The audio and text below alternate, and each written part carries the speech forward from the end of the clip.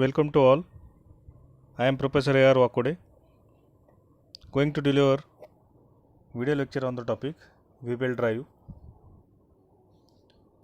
Wheel drive design procedure, wheel drive components, wheel drive characteristics, selection of wheel drive, types of wheel drive, wheel kinematics, wheel drive design procedure, and wheel drive factor and tensioning. So, what are the points to be required for the selection of wheel drive? It is listed below. The first one is customer requirement, second one is cost constraint, third one is manufacturing requirement, fourth one is file uses, and fifth one is reliability. Next one is what are the characteristics of wheel drive. So wheel drive, these are the following characteristics. It can be used for long center distance, it can transmit heavy tensile load, it can be routed with slip and creep condition, it can be used in single or multiple shoes, it can be elongated due to wear and operations, it can be used for parallel and non-parallel shaft. Next one is what are the points to be required for the selection of wheel drive. First one is speed of driving and driven shaft. Second one is speed reduction ratio. Third is power to be transmitted. Fourth is center distance between the shaft. Fifth one is shaft layout. Sixth one is space available and service condition. On this factor, selection of wheel drive is depend.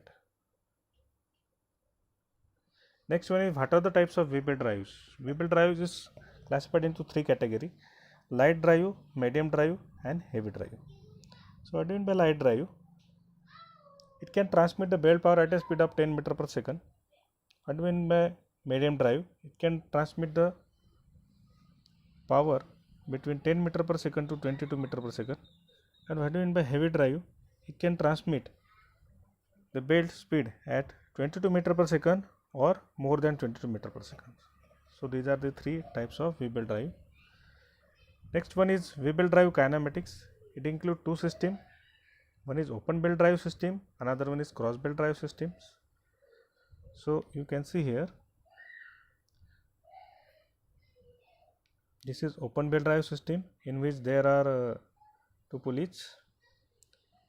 This is larger pulley, this is small pulley. This small pulley is driven pulley and this large pulley is driven pulley. Then there are two sides, slack side and tight sides. So when belt passes from upper side to lower side, it is called as, this side is called as slack side, and when belt passes from lower to upper side, it is called as tight sides. So there are two sides, slack side and tight sides. Then center distance between the two pulleys, we can see in next slide. This is a cross belt drive system. The belt are joined by crossing over the pulleys. So these are the two types of pulleys, open belt drives. Then next one is a belt drive terminology. What are the terms here? It center distance. It is the center distance from one pulley to another pulley. This is called as center distance. It is indicated by C. Next one is pitch diameter. So this is the diameter of pulley. It is indicated by PD, pitch diameter. This is PD1 and this is PD2. Pitch diameter of driving pulley, pitch diameter of driven pulley. The next terminology is arc of contact. So arc of contact is, it is the point where belt first contact with the pulley from both sides. Suppose I can draw here the axis and belt comes in contact with this point and this point. So this dotted black color arc is called as arc of contact. Okay, from here I can draw this axis. This is arc of contact. First point of contact of the belt to the pulley from both sides, and arc is drawn from that both side. It is called as arc of contact. Then lower is the tight side and upper is this is slack side and tight side. These are also shown. Then here is one driver pulley. The small pulley is driver pulley, and the bigger one is driven pulley. So these are the terminology includes in that point. Then what do you mean by speed ratio? Speed ratio is the angular velocity of driven shoe to angular velocity of driver shoes, or it is also the ratio of RPM of driven shoe to RPM of driver shoes. Next one is arc of contact. What do you mean by arc of contact? It is the angle sustained by arc over which the belt contact with the shoes. For open belt drive system, arc of contact is given by the following formula, and for cross belt drive system, it is given by another formula, where PD1, PD2 are pitch diameter and C is the center to center distance between the shoes or pulley. Next one is length of open belt. Length of open belt. There are two length. One is for open belt drive system, another for cross belt drive system.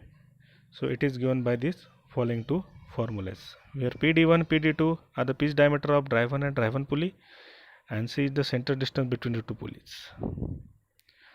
Then belt speed. The belt speed is determining in terms of velocity. So V is equal to RPM into PD divided by 19100, where RPM is the shaft speed, PD is the pitch diameter, and V is the belt speed in meter per second. Next one is V-belt drive design procedure. The following points are required for designing V-belt drive. The establishment desired speed and load condition. Select different speed and load condition. Determine the local driven load for each condition. Select the belt type and cross section. Calculate appropriate belt length. Finding the fatigue rate and belt speed. Evaluating and calculate the belt design. On these following factors, V-belt drive design procedure is depend. Then what are the points to be considered for V-belt drive factors and tensioning? What are the different factors which reduces the belt life and capacity? So these are bent or broken shoes, abrasive environment such as dust and dirt, then shoes grooves worn out, not uniform. Fourth one is misalignment of shoes, improper belt tension, shoes diameter too small. If we can use large shoes diameter, then following result will be obtained: lower shaft bearing load, better belt service life, better overall drive economy and efficiency, less face wield because of belt cross section and number of strands. So these are the points to be required for V-belt drive factor and tensioning. Thank you very much. I end my video lectures. Thank you very much.